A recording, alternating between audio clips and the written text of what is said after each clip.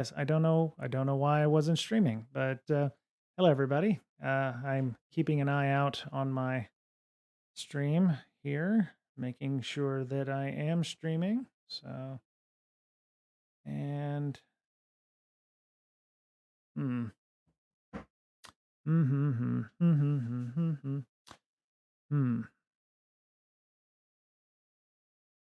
stream bandwidth test mode. Why am I not streaming? It says I'm live.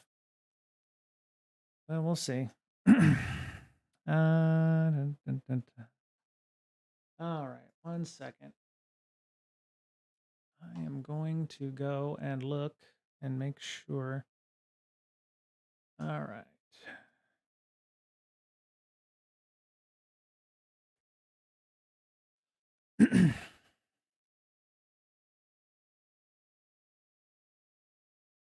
I am not streaming. I am streaming. Well, my okay. Don't know what the hell's going on there, but my devices are not telling me anything, so I do apologize for that. All right. Well, it is Friday. I'm going to continue on. I'm going to continue watching my controls to make sure everything is good to go. But yeah, it's Friday, and I'm having a good day. Well, I was kind of.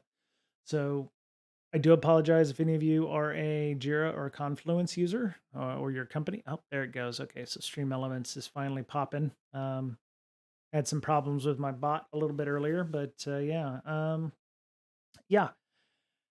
Uh, you know, uh, InfoSec Camp Out's going gangbusters. I mean, we've sold about 20% of our tickets right now, so that's pretty awesome. Uh, we're doing this in the Seattle area, so if you are interested in coming, even if you don't live in the Seattle area, you're more than welcome to come and hang out with us. I would love to see what happens when people are traveling and have to camp at the same time, when you bring your home with you. So if you are out there doing that, I would love to see what you're doing to um, do camping, lightweight camping.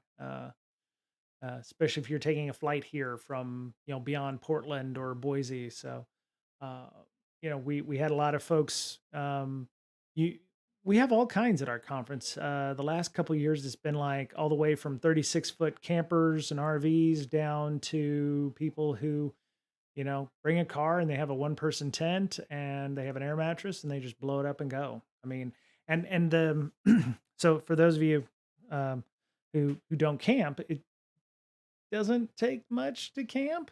I mean, it really depends on your level of comfort. If you want to rough it, you could just put a tarp out, as long as you're not getting rained on.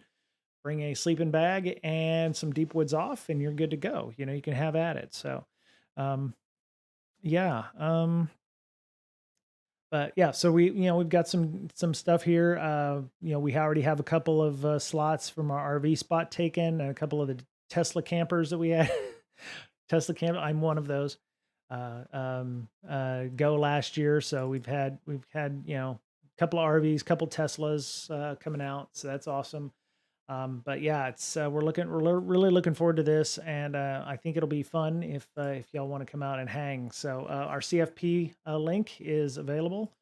You can go and click on that, and if you want to do a talk, there's my email. So everybody take note: breakb@gmail.com. I look forward to your spam.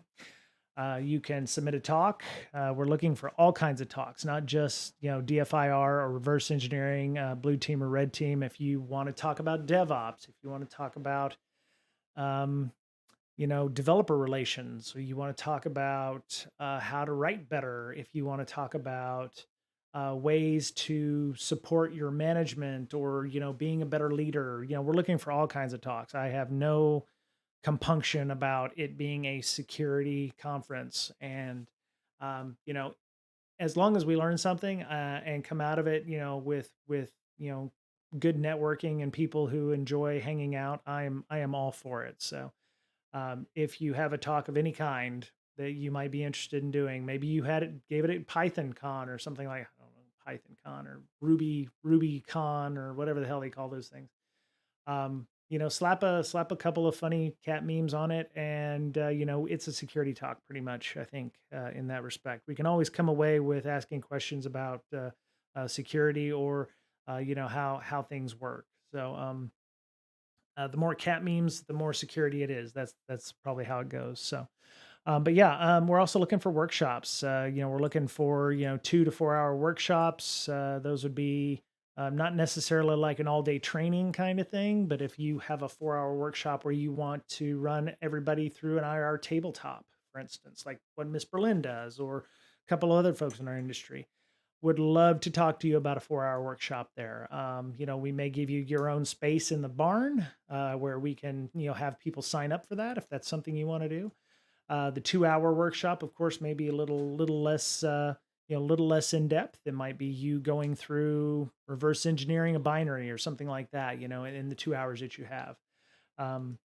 But yeah, we would love to have you join us. There are a couple of and the idea is we'll vet these, and we're not looking for rock stars. We're not looking for thought leaders. If you are a self-ascribed rock star and or thought leader, might wanna might wanna might wanna sit this one out. We're looking for in the trenches kind of people who actually you know work work and enjoy and have a passion for infosec, not professional con speakers in many cases. I love some of those folks. Some of those folks we've even had on our show, but you know they have that's what they go to Black Hat and DEF CON for. And if you're going because if you're wanting to come to our conference and you're looking for people that in the industry, maybe you won't get that, and that may be some reason why you might want to come and hang out and find a different echo chamber in this case, a different place to come and talk about security. So a lot of lot of news this week. No doubt, if you work for a company more of 5 people, you may have been involved with some of the vulnerabilities dealing with Atlassian, right? So Atlassian has Confluence, it has Jira, it has ticket systems. There are publicly available Jiras. I think NASA, actually, somebody had mentioned online that NASA has a Jira online and they were really proud about that. And yeah, so here you go. Oh God. Okay. Well, it is what it is, I guess. Um, yeah. So if you want to go and hopefully they've patched their Jira, but so jpl.nasa.gov apparently is available to the internets. So this vulnerability 2021 26084 was a runs arbitrary code on unpatched Confluence servers. There's actually a worse one, 26134, which we can go and look at that one as well. 26134 2022 remote code exec 2022. Yeah. So, okay. So this is still so new that nobody, this is what bugs me about these CVE vulnerabilities, where it's like, oh, when the candidate is publicized, these are completely reserved, So ideally, CVEs, they're given a block of them depending on how many they have every year. But yeah, that's not fun. So you're not going to get anything from CVE in this case, but there was a critical vulnerability allowing remote code exec by unauthenticated users. I mean, it does not get any worse than this. And the fact that we just saw that like JPL NASA has their Jira online, that means you can bypass this right here. You don't even need to use this to gain access to these systems. So, multiple threat actors were currently leveraging this exploit. If you are, if your company uses Jira and for whatever reason you've, decided the Jira needs to be out on the internet, it's probably a good chance that you've been owned. I mean, just using Shodan, they said several actors are using this and leveraging it. So yeah, they did issue an update, by the way. Let me see, where is it? So this is not the link I wanted. That was the old link, and that is an old link. So they say bash process spawned by a Python one whose father's another bash one. Wow. Okay. And then the Java root process names. Such kind of execution could be easily detected with. Okay. I don't know what Falco is, but it's a thinly veiled. Let me see. Atlassian Confluence Vuln update. They issued a patch today. Yeah. So this was the second. Let me see where. There it is. So yes. That's CISA. Okay, so the update. This is the original Confluence update. For those of you who want to see it, I think there it is. They have issued an update including a WAF rule that you can do in the what to need section. This is a really good write up. I actually read this on my work computer. The one thing that gets me is look how many versions or code lines of Atlassian and Jira and Confluence is out there to be supported by these. I mean, they have 7 different versions of this. I mean, the only other system I've ever seen that has this many would be OpenSSL, which at one time I think had 4. It had the 096, 098, the 1.0 release, and then the 1.2 release, and I think they went to 2. But at one time they had like 3 or 4 different code lines available, and they have 7. So if you're on 7.13, are you going to upgrade to 7.14? No. Are you going to upgrade to 15, 16, 17, or 18? You could be on 7.4. I guess that's the oldest supported one they have. But it is Ognal. Ugnal. Yeah. So they okay, so Atlassian actually has their Atlassian, their Jira on the website. So yeah, unauthenticated remote code exec, a template injection, which is kind of interesting. So there was a write-up I saw on this, but they suggest you update your Confluence. So if you have a Confluence server, you send this one file, which is a jar file, to your Confluence server, and you'll need to repeat this for each node that you have. You don't need to shut down the whole cluster. That's a good thing, right? You're not impacting business by doing so. They want you to delete one of the install directory files. Do not leave a copy of this jar file in the directory. So, there's whatever vulnerability exists in this version of the jar file right now, and leaving the old version in there is not good because it'll be replaced with -10. So look for that version. Check permissions and ownerships. Start Confluence. Okay, so wow. So this is for 7.15 to 7.18. If you're using from 7.0 to 7.14, you need these 3 files. So yeah, do not leave a copy of the old jars in the directory, presumably because you could call those without notice. So, I mean, assuming you're actually on these versions at all. So if you're using earlier versions, you just want to delete whatever Xwork and WebWork directory jar files there were and replace them with these versions. This is one of those things, easier said than done, right? What if you've modified those Xwork and WebWorks with specific things for your company?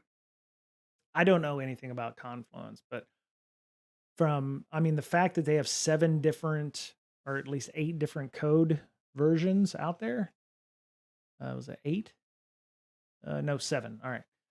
You've got people that probably highly modify their Jira environments. I know when I'm way back in the day, I used, we had um, um, Remedy, or we used remedies for tickets. And we would modify that heavily, right? There's a lot of folks that would make modifications to these, and over time, it became impossible for us to actually patch things as they came out because we were not using the bog standard remedy, right? It required more and more testing to do, and at one point, we had to kind of level set and go, okay, we're going to have to pretty much, you know, either create a specified file that we can add after the fact that will change everything to what we want it to be, or we're going to have to remove a lot of the modifications, a lot of the home brewing. Oh, wait a minute, I'm not even showing the freaking page. God damn it. Okay, apologies to everybody. This is why I have a so anyway, yeah, so here's NASA's JIRA, which is online, hopefully patched. Here's the Ognal, ticket from Atlassian. Their JIRA is also online. Let's grab that and pull it down here into our chat window. There you go. And yeah, here's the Atlassian requirements. So let's say you can't patch, or what you should do potentially is add the WAF role and do the patch. There's no reason why you can't get away with doing the WAF patch as well. Okay. Let's see. If your Confluence site is accessed through an Atlassian.net domain, it is hosted by Atlassian and is not vulnerable. So there's a nice selling point, right? If you are using the cloud-based Jira and not the on-prem Jira, you're automatically patched.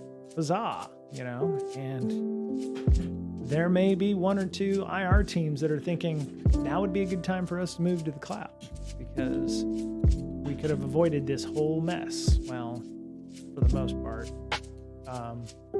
it definitely would have moved a lot quicker for your IR team if you know that the Confluence is going to be updated more quickly.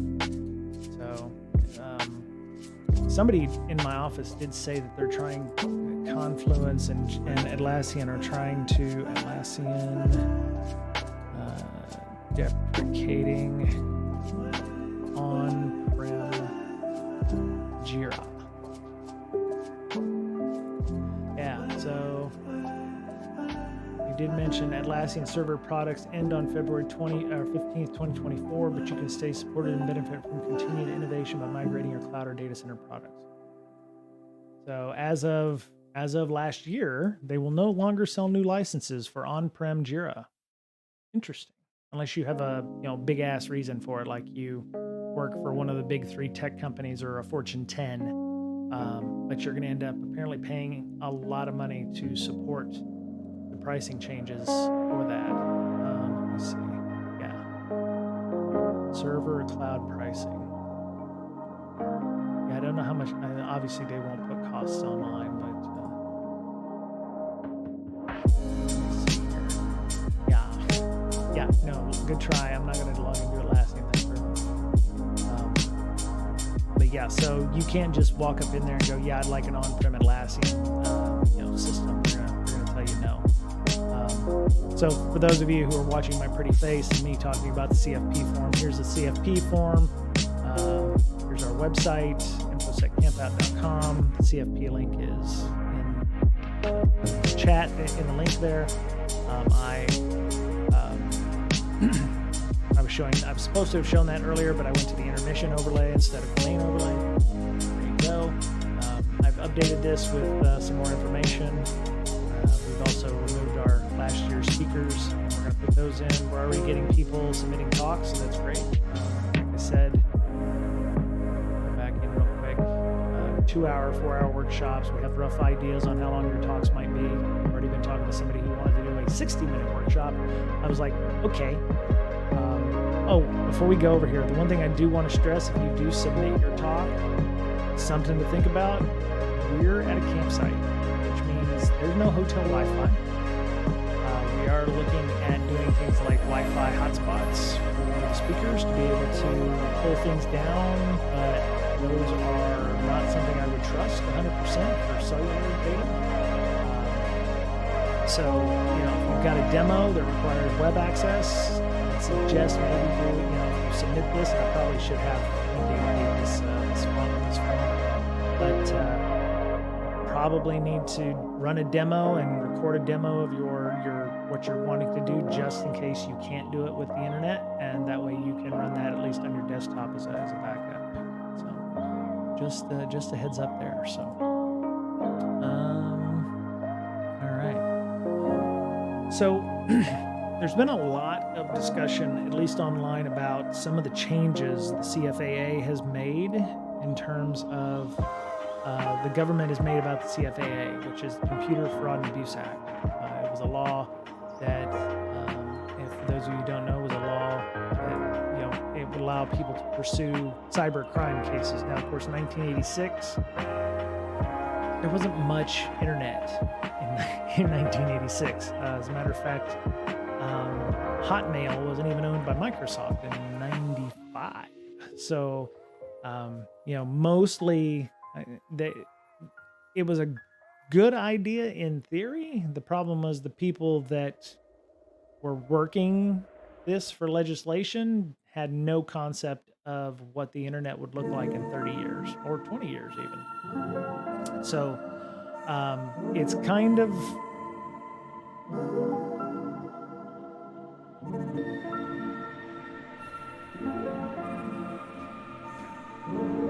good. My lawn service is here. So that's my lawn servicing. So, but there's a problem. It kind of has vague and leaves a lot of ideas up to interpretation on how the descriptors should be.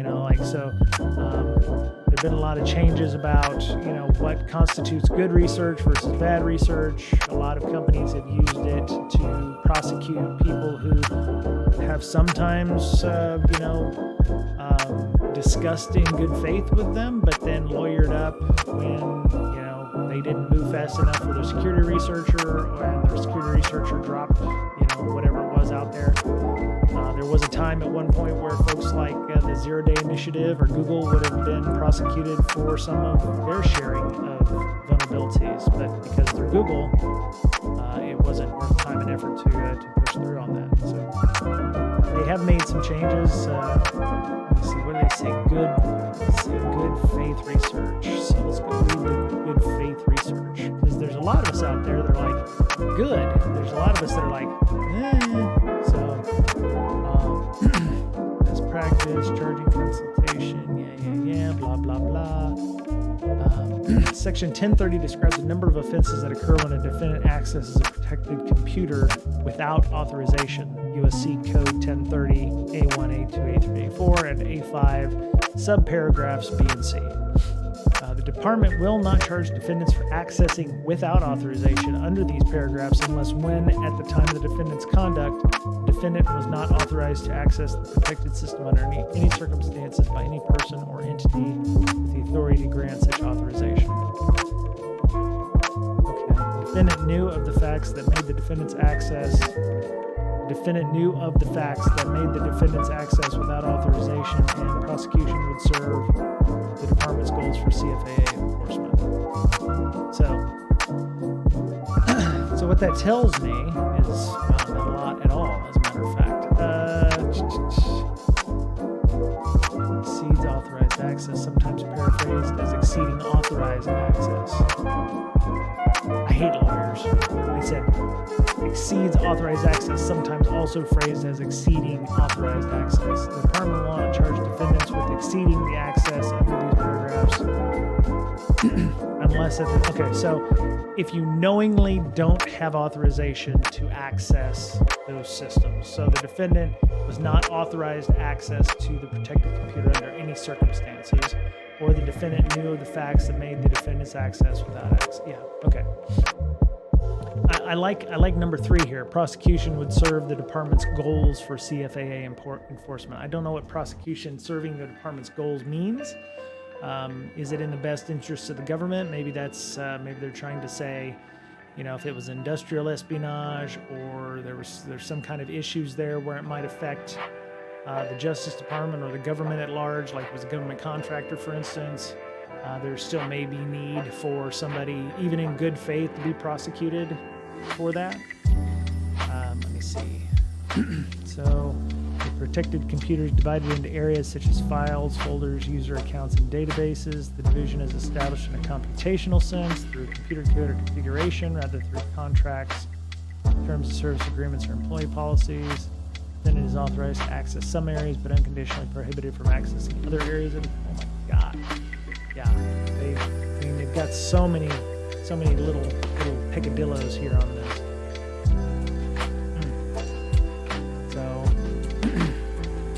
again, and then defendant knew of the goals or whatever the facts for that.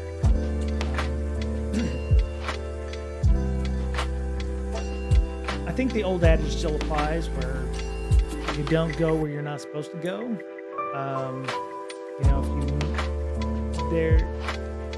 We have a really, some of us in InfoSec really have a really odd compass in terms of morality, whether or not you should go any further.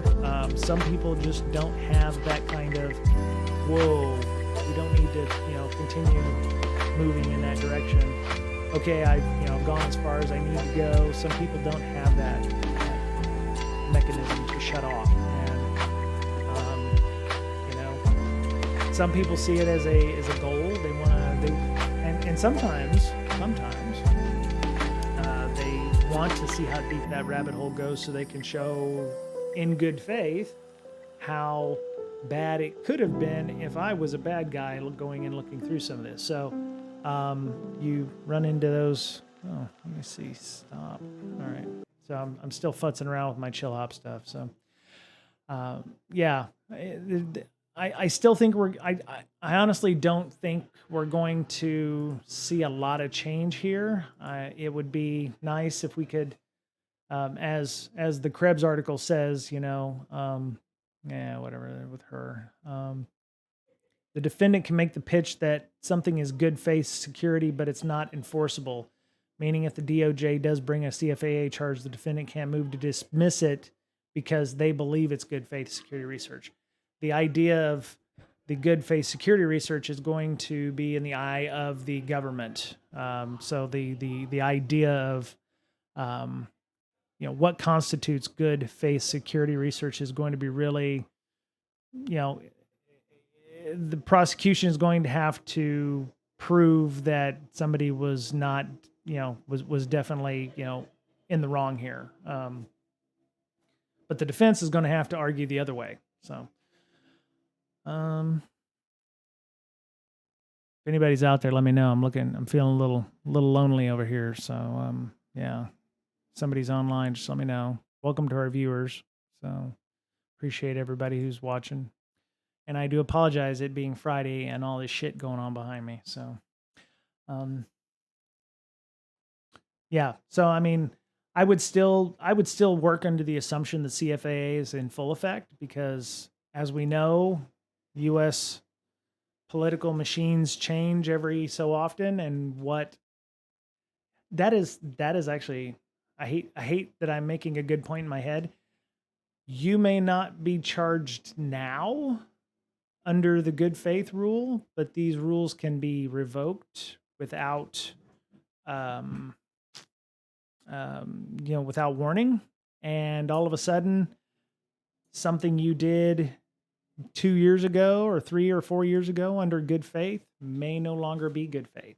So I would continue working as though the CFAA was still your enemy, because as we know, the political pendulum swings quite violently in some cases. So as a hacker or as an InfoSec person, just keep that in mind when you're, working these kinds of issues. So, yeah, you can read this Krebs article. I actually don't follow Krebs all that much, but sometimes he comes up with a few nuggets of good information. This was a story from the 3rd of June, which is today. So This is the I went and looked up Ogonal because that's the only way I can pronounce it. It's called the Object Graph Navigation Library, and now that I've got the right, wait, there we go. Okay, enable preview, turn enable preview.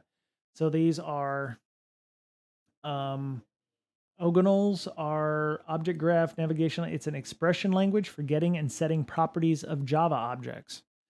And if I'm assuming, I'm imagining it said it was a template injection, so there must be some kind of template that uses Java objects with some kind of properties, it says getting or setting the value of a property. A property could be, I guess, height, width, size. I don't, they have a. Let's see. As for the desired more complex KVCL key value coding language, egged on by Luke. And okay, yeah, we're all so cute with our little acronyms and whatever. Again, Java issues abound. Further maintenance, all code is done by Drew, guys, whatever. Ognal. So it's a data source language map between table columns and swing model. Okay, so there's a value being used to set a property. So it's, alphabetical A, B, C, D, but you can potentially close the property and include something else. And apparently that allows you to also run some sort of command. And you can do it without needing the ability to log into the box. So I'd never heard of Ogonals before I saw it in the descriptor. So take a look at that as well. And I do hope that your weekend isn't ruined by this vulnerability. So yeah, so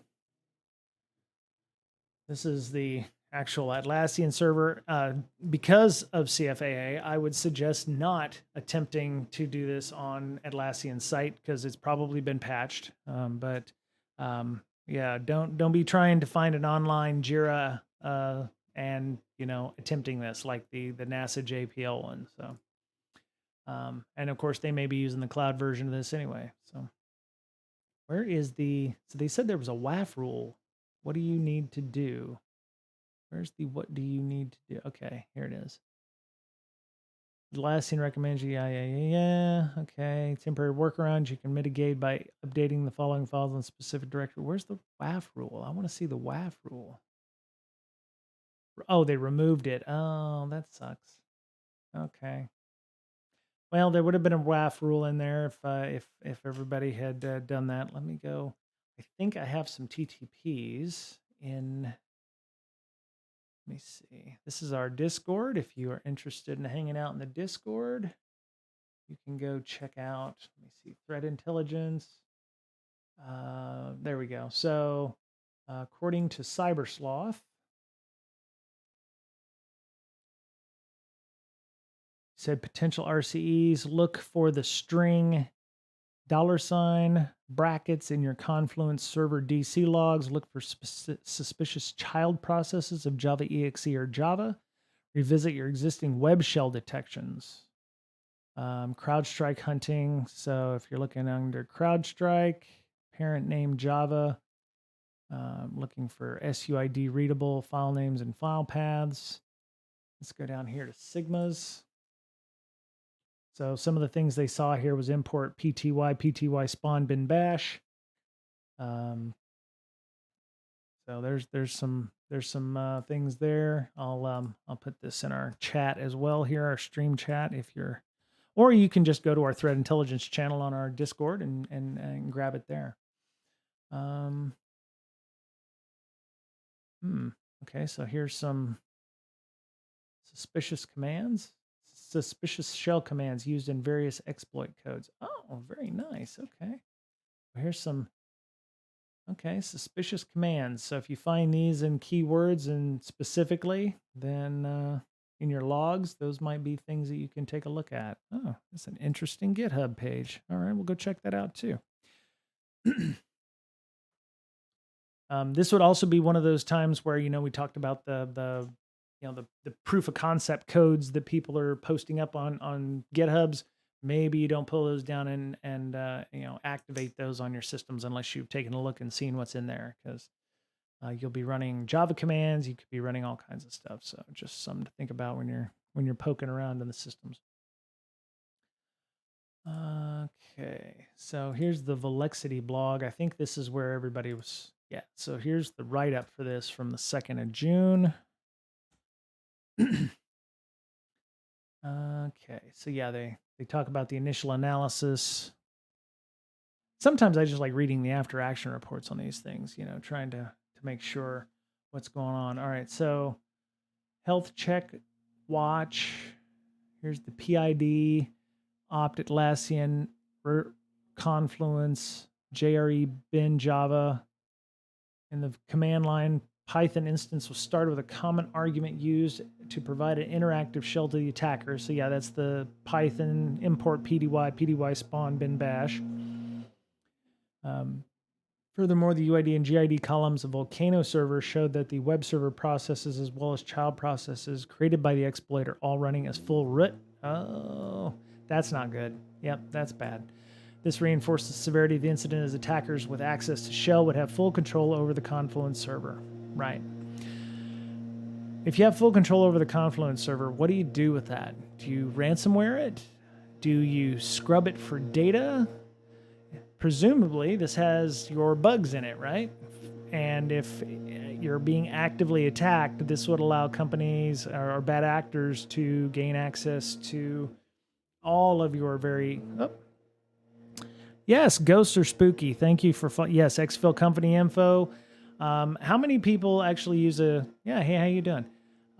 There's a lot of ugly stuff in Jira. I mean, you've got developers just punching in pieces of code, or here's 50 bugs found, buffer overflow found in this, or your security team is posting up all kinds of security issues that they found inside of your latest application and you haven't had time to fix the backlog yet. I would imagine if you have full access to the Confluence server, looking at the backlog, especially from a security point of view, if you're looking for bugs, that would be where you'd want them, because as we found with most people and most companies, developers aren't worried necessarily about security vulnerabilities. They will put those on the back burner, or, it's not important enough to worry about at this time. So, Confluence servers are, especially them being exposed to the internet. Yeah, it's not good. But yeah, definitely exfilling company info ghosts. If we find out that a number of Atlassian servers have been, owned up and have exfilled their data, we may see follow-on vulnerabilities due to this. So it will be interesting to see what happens. Now, bigger companies hopefully are doing the needful and setting up their environments so that they're at least behind some kind of authentication or some kind of barrier that doesn't give them direct access to those. But I'm sure if you did a Shodan scan, there's still a number of Jira boxes out there that are still connected to the internet. And worse, probably aren't patched yet. So sadly, this may be a long weekend for some folks. So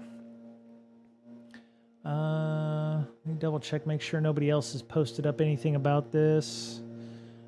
Confluence server download archives. Yeah. Okay, cool.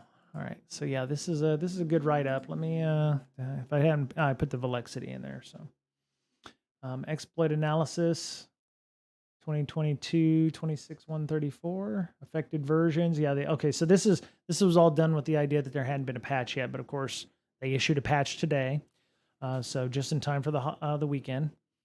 So once behinder, after successfully exploiting the Confluence server, the attacker immediately deployed an in-memory copy of the behinder implant. Okay, well, let's go see what that's all about. Behinder implant. Okay, that's not what I wanted. Okay. Well, it's a shame they. Oh, duh. Okay, there you go. Okay, so Behinder's code design. So this is an implant you can use I really don't want to put this link in the chat because this is to a tool that isn't necessarily what I would consider to be a good thing.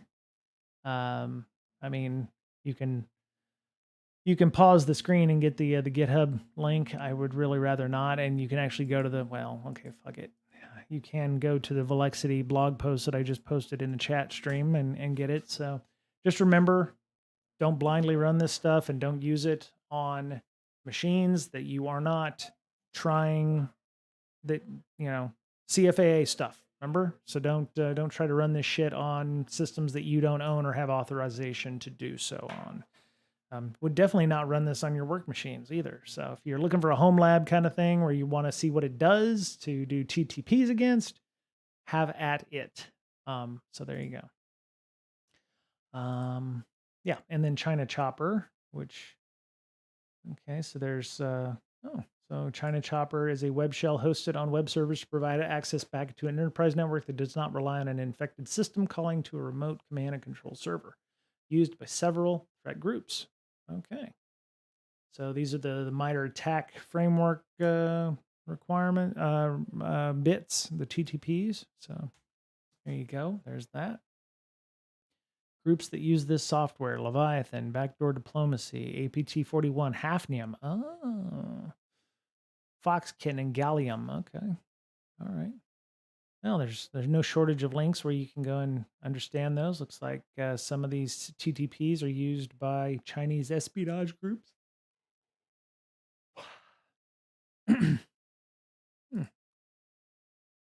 Okay. Oh, I can't read that. Oh, crap. I don't understand what that says. Probably 404, file not found, something like that. It's supposed to be a breaking down the China Chopper web shell. So maybe you can find that on archive.org or whatever. Okay, back up.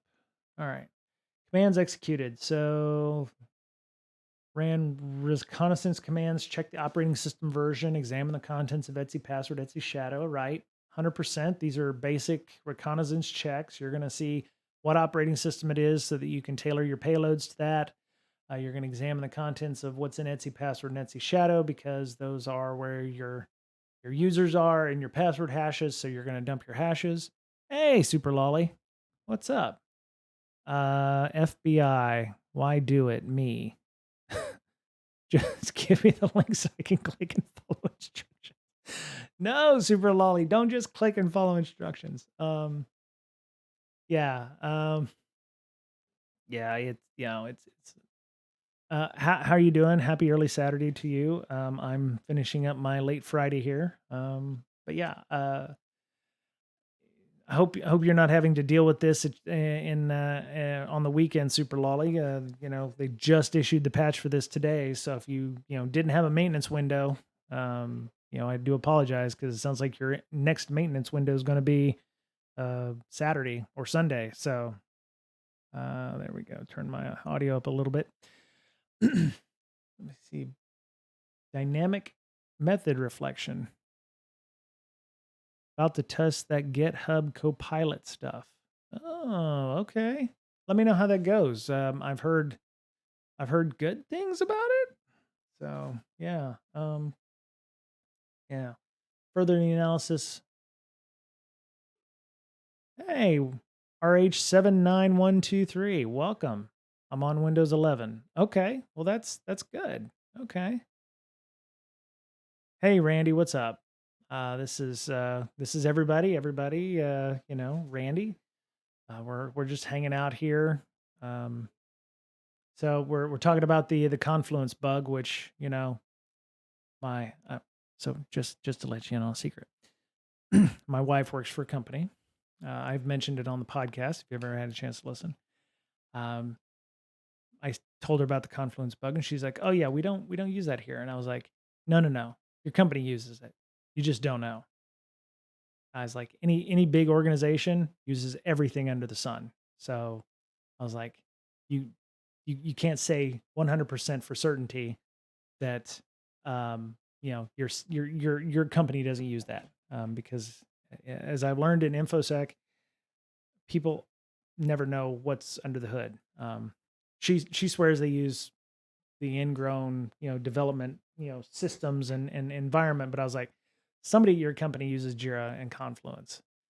Somebody is sweating this. So whether or not it's connected to the internet at all, but yeah, Folina.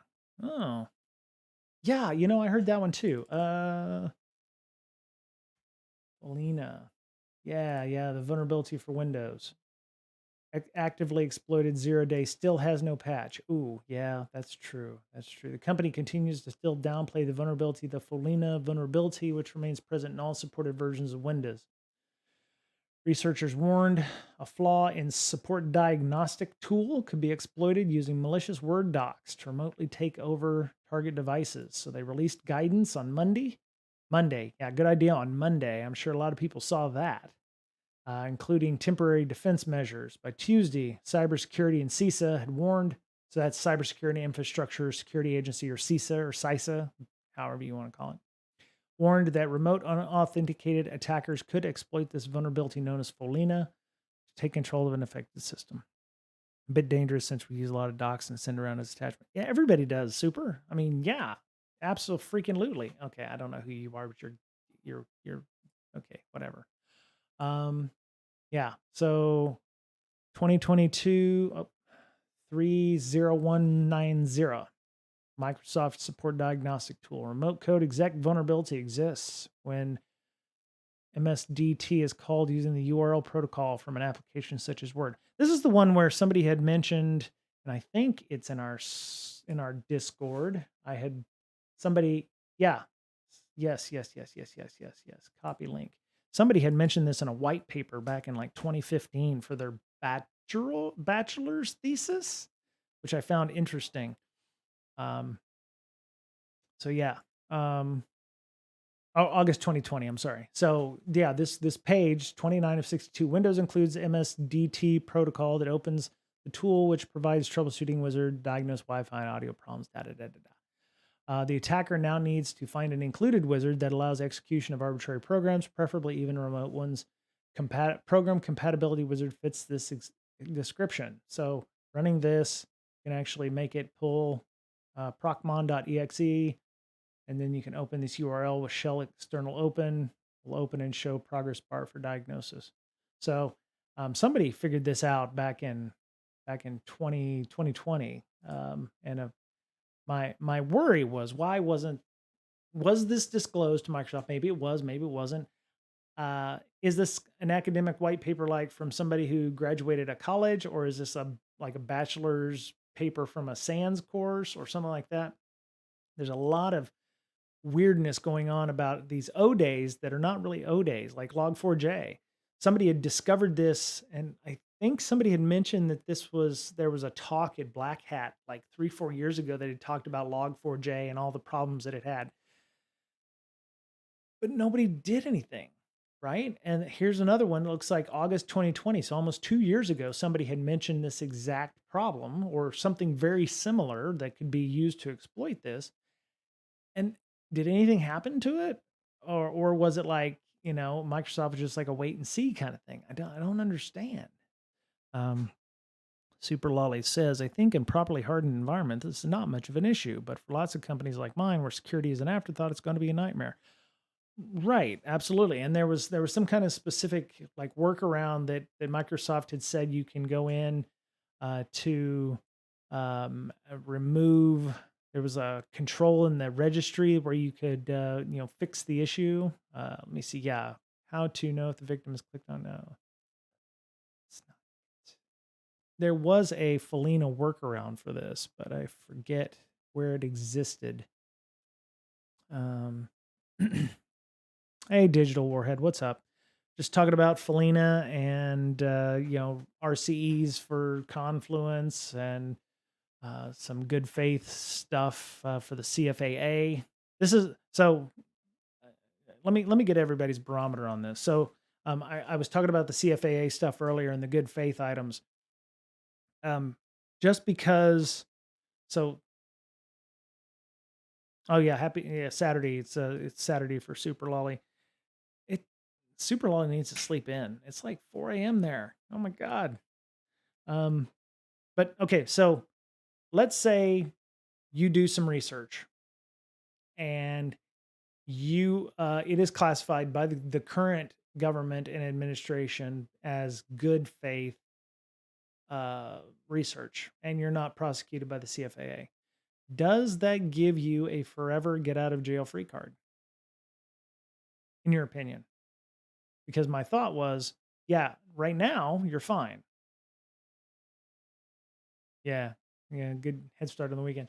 But let's say new administration, something else happens, or they just decide, well, we're going to take all this good faith stuff and we're going to throw it out the window. Do you now have to start worrying about whether or not they're going to be coming after you? Something to think about. Um,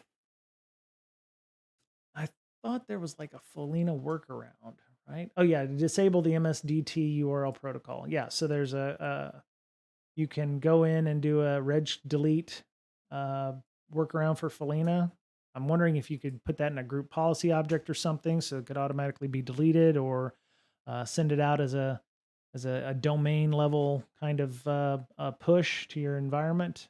Um, so Super Lolly, you were worried about Felina, but what does it do for your organization? Do you lose any kind of functionality removing that? Does your team use the MS diagnostic tools? Hey, Pong74, thank you for following. Appreciate you coming and hanging out with me today. So, um, yeah, glad you could join me. RH79123 as well. Thank you so much for following.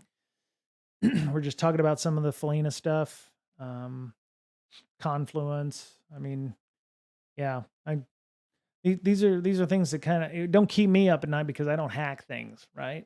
I got out of that business a long time ago, so not that I ever really did it in the first place, but um, yeah, I don't know what This is not like something where if you disable macros, then Office is completely useless. Not specifically the tool, but how it can be executed from Word docs. Right, right. But I mean, do you have follower and sub alerts enabled? In what way, Digital Warhead? I mean, I see them over here on my activity feed, so I know when people have joined and my stream elements says, "Hey, welcome, Pong74," but I don't have any kind of thing where you get like fireworks or shit on your screen about, "Hey, somebody's followed." I need to figure out how to make that work. Of course, if I was actually watching it on the preview, it would be a tad bit distracting for me. So, but I do see when people come up and the bot automatically has alerts set up for that. So, um, but so super does it? I mean, if disabling the DT will fix the issue, do you I mean, what seems to me that would be a good fix before they actually send you the update. So, um, I have no experience with the USDT or the MSDT thing, so I would have just disabled it and had no problems. Typically, there's an on-screen notification for followers, subs, and bits. It's just an enhancement feature.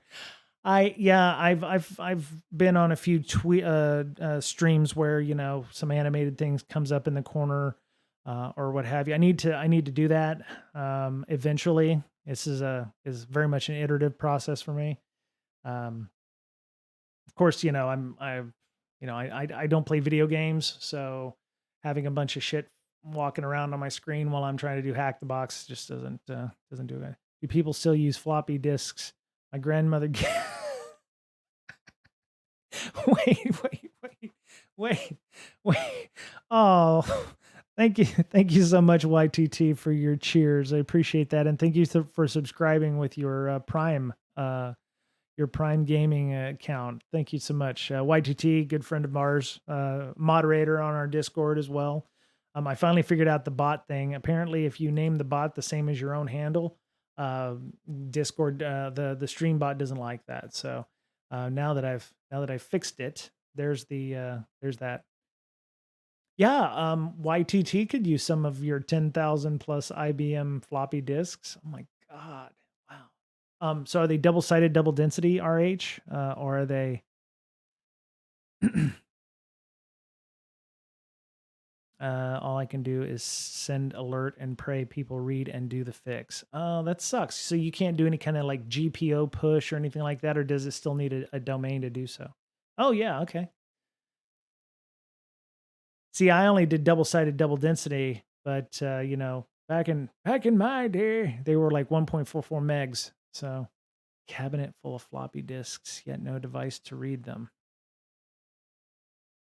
Okay. All right. So yeah, I had the high density stuff. I don't have those anymore. I still have like burnable CDs and DVDs because I was keeping those around. Oh, 720, right. I had my first computer had the Y2T. I can't hold your proverbial jock strap on this. I know you probably were dealing with, DAT tapes and 8-inch floppies.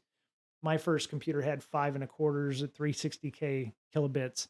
My grandfather on his Commodore 64 would use the 5 and a quarters in his drive, but it only read one side. So if he wanted to read the disk on the other side, he actually literally flipped his floppy disk over the 5 and a quarter, so he could read the other side of the disk. So he had like double sided, double density. He had two disks in one, so he would just flip it over and read the other side. It was kind of cool.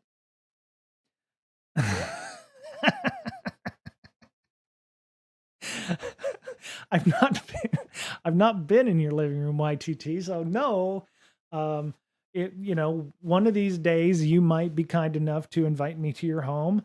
Yeah, that's more than fine. Yeah,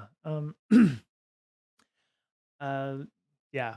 So yeah, I just saw, what's his name? BSD Bandit had his Commodore 64 out with his keyboard and everything. It was odd because the Commodore 64 would hook up my grandfather's TV, like an RCA TV or whatever. And the first computer I had a monochrome monitor, and I felt kind of gypped because I was like, well, wait a minute, why can't I have colors like Grandpa's computer had? And it, I if I'd have thought about it, I'd have been able to do the same thing as well. Remember when zip drives were making a run to replace floppies? Oh, I had so many zip drives. This to show you how long it was. I was on watch in Monterey in the Navy, and they had fast internet there. I had dial up in my barracks at home. So there's this little show called South Park that was on season one that I wanted to watch the episodes of, and somebody had downloaded them and put them up on the internet. So we had some computers that were inside our firewall, which wouldn't have internet access, but we had a couple that were outside the internet, had fast internet. And I would use the zip drive that was on those, the 100 megabit zip drives, and I would download one episode per zip drive. I did not. There was actually a website that had them encoded into, I think, AVI files, which, this was even before. No, didn't use LimeWire. No, you definitely didn't want to put LimeWire on a government agency computer. The Navy frowned on Napster being on their networks. So yeah, didn't want to put LimeWire or Napster or anything on my on the government PCs. But um, so the other issue that I had with this vulnerability, the Felina one, was it came out on the long holiday, and the person or persons who were mentioned in this article, it felt like they were just trying to sell the vulnerability, which was a different take from what that person had done in the past in terms of being an infosec professional. And um, I was really unhappy with the way they handled it in terms of, oh my God, the sky's falling. By the way, turn in for our webinar on Monday or Tuesday, and we'll tell you how to fix this. And I was like, it, it just felt like they were trying to capitalize on that as like, hey, I work for this company and I want to, pimp out what we're doing here or whatever. I really didn't like the delivery that I felt was coming from that. And but it's good that there was an somewhat easy workaround for this one, unlike the Jira Atlassian one where people were just kind of puckering until a patch came out for the on-prem versions. But um yeah, it's Yeah, that Velexity blog post is actually pretty good. There's definite indicators and attribution. So there's some IP addresses of attackers with with web shells. So you can update your web your firewalls to block or load balancers to block those IPs. It won't be a well. There's actually they put the same IP address twice. That's not very good. Need a little QA there before you post your shit, people. Um, but yeah, let me see Confluence. Okay. This is the voting machines. My first computer, which I still have, is in the Discord now. Dual 8-inch floppies. Yes, we had. Okay, so where was that? That was in Monterey at the old command. Yeah, they still had some 8-inch floppies in our comms room because some of our Cybernet circuits from way back in the day, recovery procedures were on were on an 8-inch floppy disk, and I was like, "Well, how the hell do we read it?" And they were like, "Well, we don't have a drive anymore." I was like, "Okay, so the recovery is use this drive and figure out how." Yeah, there was no way to read the recovery instructions. We actually printed them out. There was actually printed copies, but um, the fact that they thought that they could put those on an 8-inch floppy and it'd be forever good, then it was rough. Nuke launch code's still around on 8-inch floppies until a couple years ago. Yeah, yeah. It would be amazing to see the old tech that the ballistic missiles, the Minuteman stuff still use. But yeah. So CISA or CISA is issuing a vulnerability advisory for voting machines, which um, is good for it's good to know that there's technical flaws within certain voting systems. That way they can be patched at a time. We have enough problems securing democracy without the devices with which we do our democracy is ugly and insecure. So fixing these machines for certain states depending on the state, may actually be a good thing or a bad thing, depending on who's actually doing that. Haven't there been technical flaws in voting machines since 2016? Probably even before that, Oreo Byte. We just didn't make them an issue until I don't know. Depending on who you talk to, like when they did the election, the voting in the election village at DEF CON and Black Hat, where they supposedly had children getting SQL injection on voting machines. Um, depending on who you talk to, that was either a really good thing that they could, show how easy it was to get a SQL injection on those boxes, or those machines weren't running in the lab or the environment that they would normally have operated in. So a lot of these vulnerabilities would only have come to light if you had tested in that.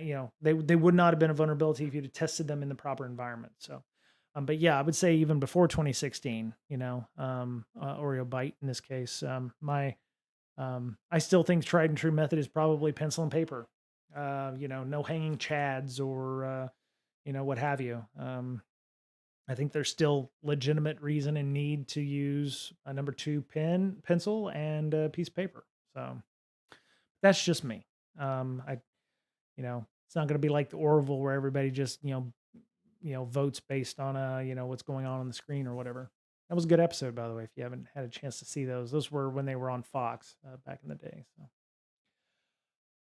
let me see. So the advisory included a slate of recommended mitigations, such as ensuring software and firmware updates are made, physical protection at all times with machines, and ensuring the machines, sorry, are not connected to any external internet networks. Okay. So keep them on a closed network. Update your software and firmwares. That's going to be a sneakerware thing if you actually want to kind of do any kind of air gapping. Physical protection, make sure only authorized people gain access to it. That makes sense too. We had Jeremy Mio from the state of Ohio, works for the election commission, whatever. I think we've had him on a couple times in the last 2-3 years, talking about election security.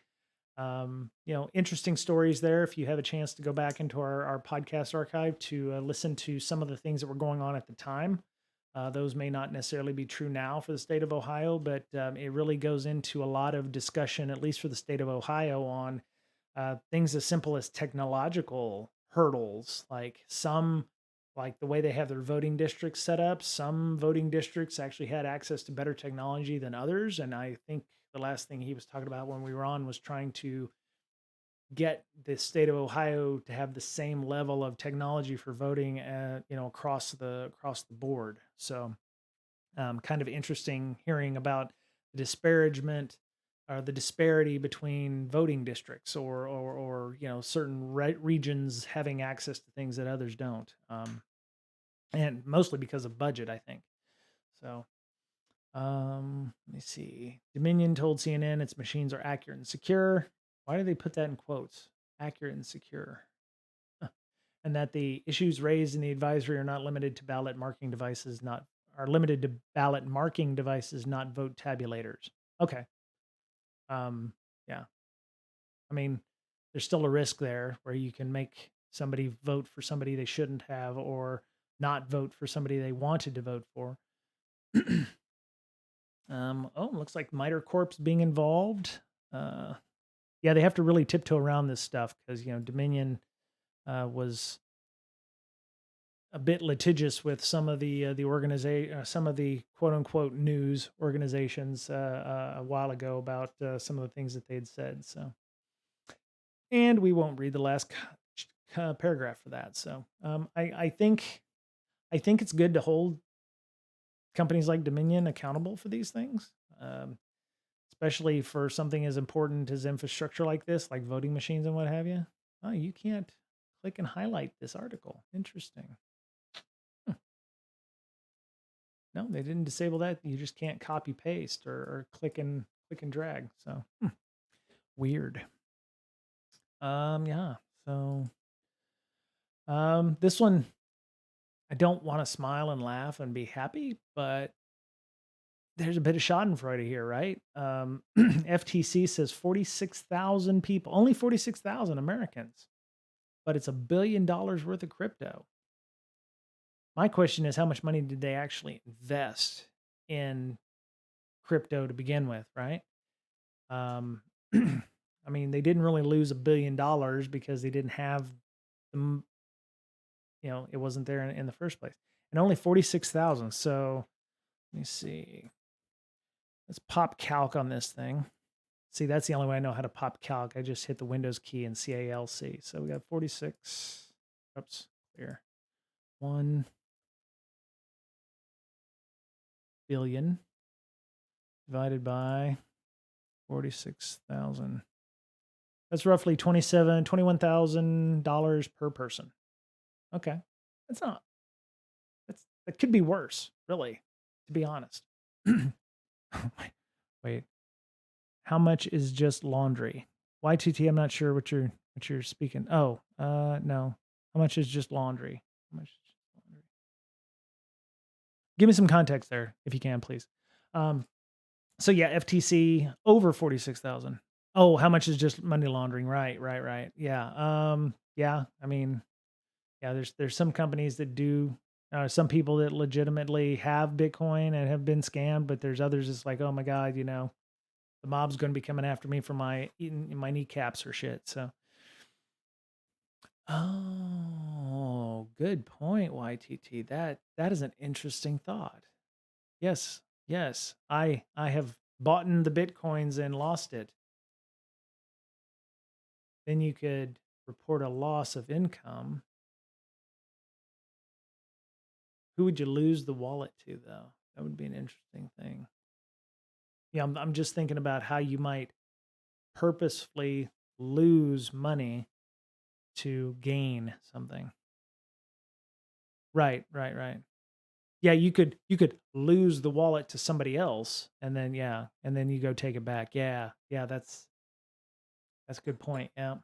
Yeah, and then you could file your IRS claims as saying you lost $1 billion, $100 million worth of value, and now you've made less money or something, so you put yourself in a lower tax bracket. Um, this is a significant increase compared to last year's report by the FTC when the agency revealed roughly only $80 million were lost to crypto based on 7,000 reports. Okay. This report aligns with the FBI's Internet Crime Report. Law enforcement agency said tens of thousands over 1.6 billion. So that's different.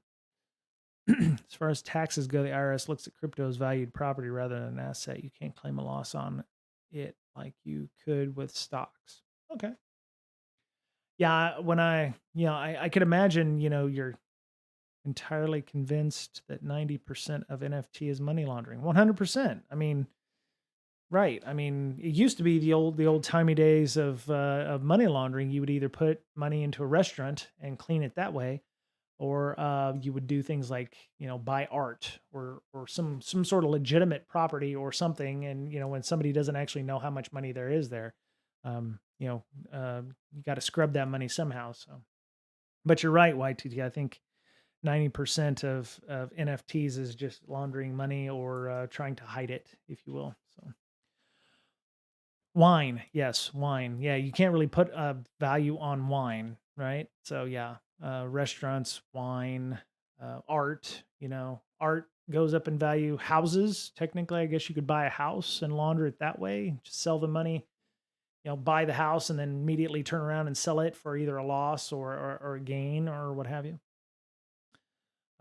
NFTs, of course, are so volatile that they're worth $3 now. You can make them worth 80 million like next day, and people will pay for them because it's the new hotness. In 2021, IC3 received 34,000 complaints involving the use of some type of cryptocurrency, such as Bitcoin, Ethereum, Litecoin, or Ripple. NFTs are easy to sell to yourself too. Yeah, I've seen that. People will sell the NFTs and ramp up the costs, right? Like, oh, somebody's going to buy this for 2 Bitcoin. They sell it to themselves for 4, and then they sell it back to themselves for 12, and then they sell it. So, I mean, it's a great racket. I mean, it's definitely a way to make money. Fake money or money. Period. Today, the FTC also added that in $1 in $4 paid to scammers also paid using cryptocurrency, had been paid using cryptocurrency. That's rough. Investment related fraud, right? Okay.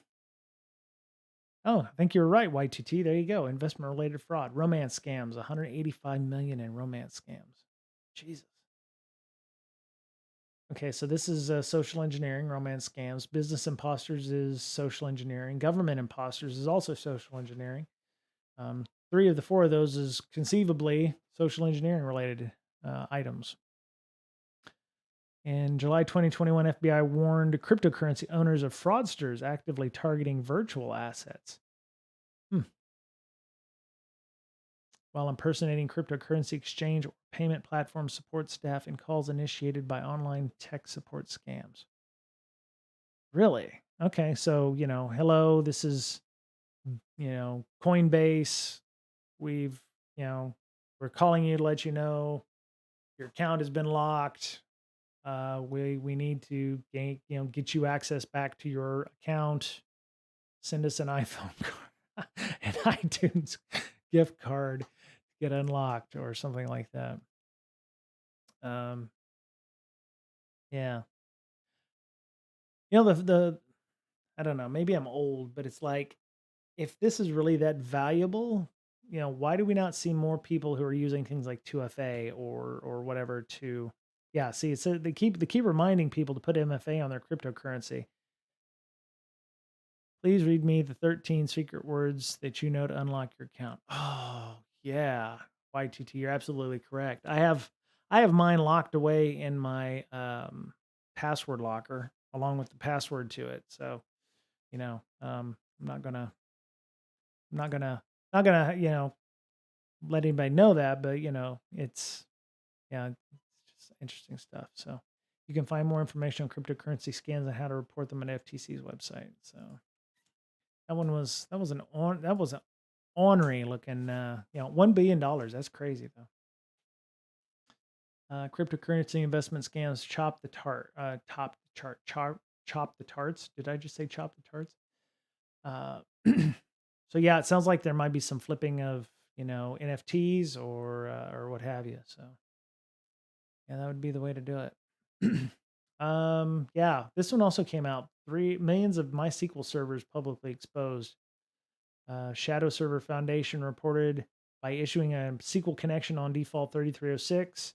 They found 67% of all MySQL servers were accessible from the internet. 2.828 million out of 4 million roughly servers responded on IPv4. 1.3 out of 1.4 million responded on IPv6. The most servers, obviously, the United States, then China, then Poland, and then Germany. And then on IPv6, United States, then the Netherlands, Singapore, and Germany. I think somebody had posted this up on Twitter, and the first thing I thought of was, well, these are LAMP configurations of somebody who's stood up a LAMP box, I don't know, 10 years ago and serving some kind of thing on their web servers. How many are honeypots actually being used to, find people just like this to, um, you know, poke around for TTPs or what have you. I was thinking of the honeypot option there. In other words, most SQL servers use default configs and are thus prone to attacks, which can lead to serious incidents such as massive data breaches and thefts.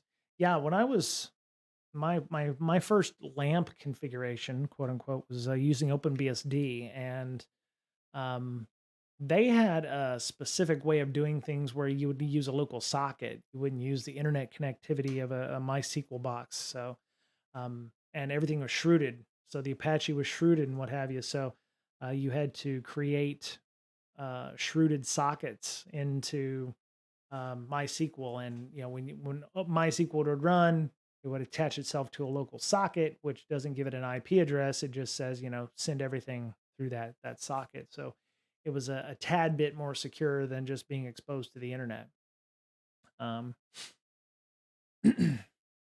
Yeah, it's easy to start this, right? MySQL D start, and it's going to run as root on 3306.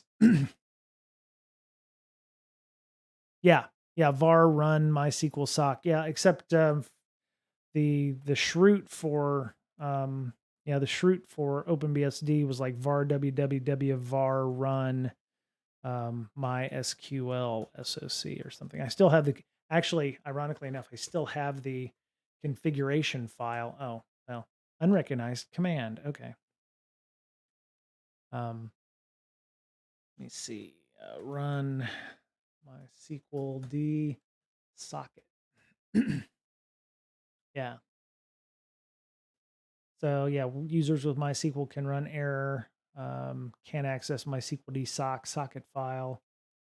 So yeah, OpenBSD was like var www / var - run MySQL D. So it was what's this?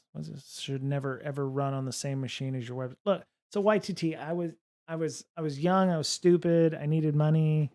I just run my LAMP configuration. I had my PHP on there. I was learning how to, PHP for dummies or whatever. So, I, well, modern day, you would probably run MySQL in a Docker instance or a Kubernetes instance, and then, have another Kubernetes instance with your LAM part connecting to that or whatever. I mean, there's just, I'd say LAMP is dead for the most part. You would be using some kind of, Docker instance or whatever, because, most of us aren't using it for major, production methods or whatever. But yeah, I mean, um, the only reason I did it with socket was because it was the more secure option, because it did not expose MySQL D to a network connection or IP address. But yeah, it was worth doing. So let me see, MySQL D OpenBSD socket. Where is there? It is. Yeah. Actually, I bet if you do enough searching in there, you'll find like 2010 me going, I don't know how to do this. So yeah, here you run make dir var www var run MySQL. You have to put a lot of stuff inside the shroot. Once you run that, you replace this socket with var www var run MySQL sock. And under MySQL D, you also change the socket to this. and then skip networking because that's good. So you want to uncomment the skip networking so it doesn't get an IP address. But yeah, that's this is a more updated version, uses MariaDB, so that's kind of cool. Actually just finished doing about 30 of them today, including hardening. What, for MySQL? Did you find some MySQL boxes on your network that were exposed to the internet? You don't have to tell me if you did or not, but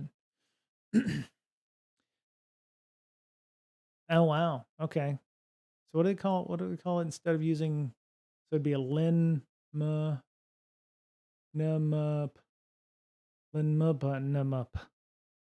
It'd be an LNMP, limp, something like that. Yeah. But yeah, this is because I liked Pain back then. I used OpenBSD for a lot of things, including IP tables for firewall and what have you. So, the big problem is default configurations use 3306 and will expose. You should change that number and disallow external connections from the internet if you don't need this feature, which represents most cases.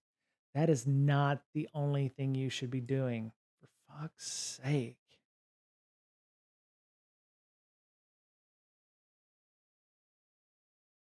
MySQL secure deployment guide. Remember, this is Oracle, so they don't do any of the stuff here that they suggest inside of this installation directory. So first thing they should tell you is, step one, don't install MySQL, run MariaDB or something like that. So let me see. MySQL in our instance is not exposed to the internet. They only have a route from web server to the MySQL server, different VLANs. Good idea. Yeah. Yeah. Yeah, that makes sense. How to prevent supply chain attacks. Yeah, let's see how you're going to prevent that, bro. Yeah, Jeff, let's go talk about that. 3 cases of growing supply chain threats. First, nothing he built would be deployed until after extensive security and QA testing. Now developers pretty much from their IDE click a button and the whole thing tested, secured, deployed within minutes. Okay, so that's a growing supply chain threat. Number of developers outpaced the number of security people, making it all but impossible for the security folks to keep up. I don't think there was ever more security people than there were database administrators or developers. I think there was always more non-security people than there were security people. PCI DSS prohibits a flat network with web and database on. And you see this where they don't even want you running DNS, DHCP, and domain controller stuff on the same function. Now, the way we got around it when I was doing PCI DSS is you had your primary DC and your primary DNS server on a different box, but there was no rule that said you couldn't have your secondary or your backup DC on your primary DNS box. If there was ever a failure, you didn't have to have a ton of boxes. So you could have like your secondary DNS on your primary DC. It's just this was not the system of record for your DNS. Or you have a third box with DHCP on it and a tertiary DC. You could play a little round robin with that, and that was back when we still had physical boxes in a data center. I mean, it worked for our QSAs. They didn't have any issues with that as long as they were like, as long as you can denote that your primary systems were segregated. So different DC, different DNS, different DHCP. Just the backups kind of, round robined onto those same 3 boxes. So it was a way to get around it without having to have like 9 boxes for your little environment. So, and this of course was before cloud-based stuff. So, 4 steps to code security. I'm glad that he was able to figure all this out in such a short amount of time. Defense in depth. Yeah. Where's the 4? He just, what? First step, make sure any open source code being used is safe. When the developers are building their code in the IDE, they say import this open source component. Right then and there, they should know, are you sure you want to do this? Okay, great. Yeah. Next area is infrastructure as code. Third step, secure the code repository, and finally additional checks prior to deployment. So connected to and/or security impacting scope. Oh, that is true. That is true. Um, I don't want to belittle Jeff's article, but tell me how you have never been in real company environments with developers without telling me that you've never been in a real company environment with developers connected to and/or security impacting scope. Ah, well, maybe we had a pushover QSA. I don't know. They were okay with it at the time. Of course, this was back in what, PCI 2.1. So a lot of things have changed since then. I think they're on PCI 4 now. So, um, well, 4 is coming up. So, let me see. Oh, I did not click on this, but I must have. So, Okta and Secure Code Warriors collaborating to deliver a solution. Okta Workflows, which enables organizations and developers to write secure code from the start of the development lifecycle. Yeah, that feels advertising. I'm not going to click on that. Well, I did, but I don't mean to. Oh, I found this website. It's an interesting little website called Ret to Pwn. Feedly made me an RSS feed. There's a lot of interesting articles here about access token manipulation. This person definitely feels like they know what they're talking about. They do IoT hacking series, UART explanations. There's a couple of things here. Reverse engineering for beginners. Let's see, cyber hex. Oh, well, that's unfortunate. It's not very nice at all. Somebody took that down. Oh, you know what? I bet that was an actual book that probably should not have been up there. So that makes sense. Let me see what we got here. So, introduction to reverse engineering. So there you go. 13 videos. That's pretty nice. This is from 2019. But yeah, so Ret to Pwn, I have an issue from the very start for that last Jeff article. Well, YTT, I had issues with that Jeff article as well. I mean, no company ever has the time or can take the time to Oreo Byte. Do you know much about PowerShell? I can spell it. No, I'm just kidding. I actually don't know a lot about PowerShell. We've had, yeah, YTT, 100%. Make sure the open source code is secure. Yeah, nobody has time to do code audits and of open source software. That's why I said, tell me how Jeff doesn't actually work in the development environment without telling me that Jeff doesn't work in the development environment. Oreo, Mick Douglas. Yeah, if you can. 100% YTT, 100%. Yeah, if you can, why can't the devs? Yeah, or why didn't the devs? Oreo Byte, yeah, Mick Douglas, Better Safety Net. We've had him on our show more than once, and he's actually done some PowerShell classes for us. I would love to have him back on to just talk about PowerShell. Lee Holmes is another one, I believe, on Twitter. What are you looking for in terms of that? How much do you know about PowerShell? Do you want like books, or are you looking for points of contact like Better Safety Net and Lee Holmes, or are you looking for classes or videos, or what are you looking for there? So anyway, if you've never used a UART or never dumped a firmware, this is a pretty good discussion on how to do that. This is a various pinouts. Looks like it's a really simple travel type router with four Ethernet, and looks like that's a RJ, or not RJ9, RJ11. And you see where the pinouts are on those. It's really difficult to actually disable the JTAG. Hello.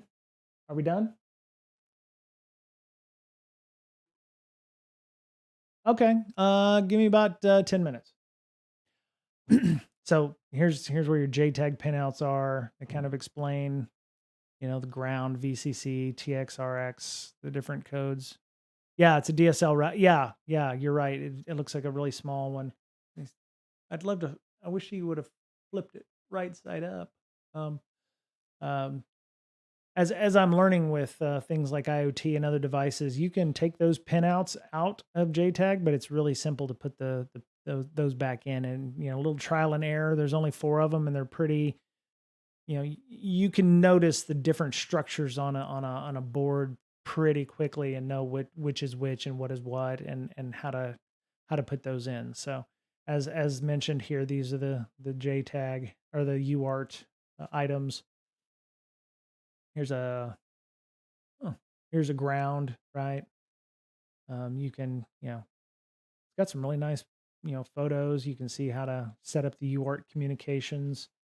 Oh yeah, these are the best. Yeah, if you can, there's actually, yeah.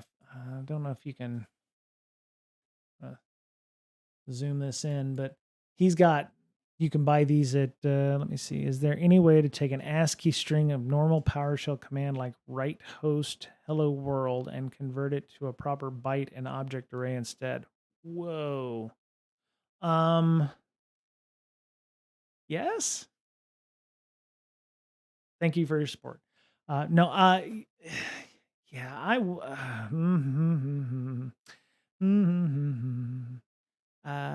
Let me see. ASCII string of a normal PowerShell command and convert to a byte object array instead. I don't know. Let's go see. ASCII PowerShell convert byte object array. Well, there's always an illustration of decrypting an ASCII encoded value for no, I don't think that's it. Well, it seems like if you can do ASCII or bytes array to ASCII, you should be able to convert ASCII to bytes array. Let me see. Here's a PowerShell byte array and hex functions.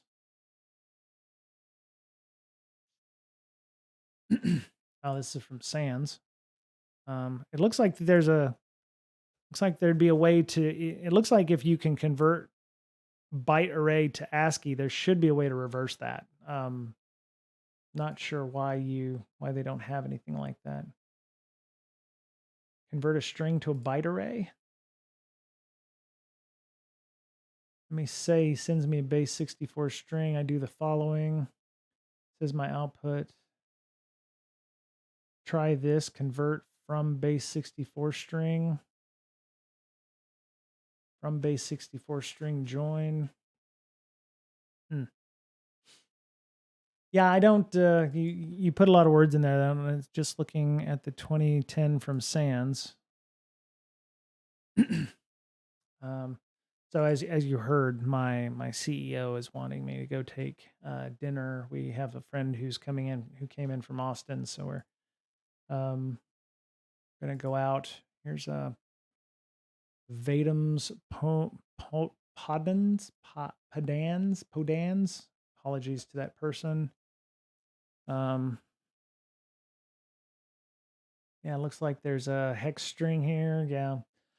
You can definitely ask Oreo Byte, ask in our Discord. Can't you just read it into an array? Now we can iterate like an array for each.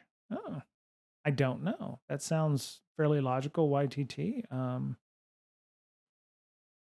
Yeah. Binary to string. PowerShell, Discord, get content. If anybody has any thoughts about that, hit up Oreo Bytes in our chat on Discord. I'm actually going to probably be back on here tomorrow because my wife is taking our mutual friend to Leavenworth, which is a little German town, Eastern Washington, or Middle Eastern Washington, Central Washington. Yeah, that's more likely. So I'm just going to get on tomorrow and futz around, maybe do some RPG stuff. So let me see. Hex in a string to a hex or binary object. Yeah, there's no shortage of this. I'm going to put the, I mean, you might have to change the client name, but Oreo, maybe this will give you some, here's the actual string that I searched with or for in case that Seems to be a lot of information here, converting byte arrays to string and vice versa. Maybe you would minus the C sharp bits. So that way you only get, you know, PowerShell related items, convert from hex string. I mean, it looks like that there is a way to do that. You might also reach out to Lee Holmes or talk to YTT on the Discord and discuss with that. So, I'd like to thank everyone for being here. All of our new people, I'd like to thank again Pong74 and RH79123 and Super Lolly, of course. Yeah, the jumper wires, they have the little pins in them so you don't actually have to solder shit. Yeah, those are available. Yeah. Yeah, I always thought this was so cool because they have see the little pins that you just poke them down in there and you don't have to worry about soldering or anything, and they work a treat. So yeah, really great idea that somebody thought of by doing so instead of trying to have to solder that shit onto a board. Because usually the pins that you have would actually be in the board, soldered onto the board. So they just, you know, took the pin out and stuck it into the end of the cable. So it all works, right? So, um, but yeah, that's a great little thing. So I'm gonna go. I have to go get dressed and go have dinner. But thank you everybody for coming and hanging out on a Friday. I hope your weekend isn't run by Felina or the MySQL or the Confluence stuff. And I'll be on a little. I'll be on tomorrow. I'm gonna probably set the schedule tonight. And I just want to do some RPG stuff tomorrow. Maybe set up my characters and do a little of that. I don't want to do any security stuff. So if you love RPGs, if you love playing Fate, we'll get on and we'll do some talking about that isn't security related. So hope everyone has a good night, good rest of their day, good weekend. Super Lolly, thank you so much for being a real supporter and getting on at 4 a.m. and hanging out with us. I appreciate that. And yeah, we'll see y'all tomorrow and talk to you soon. Bye.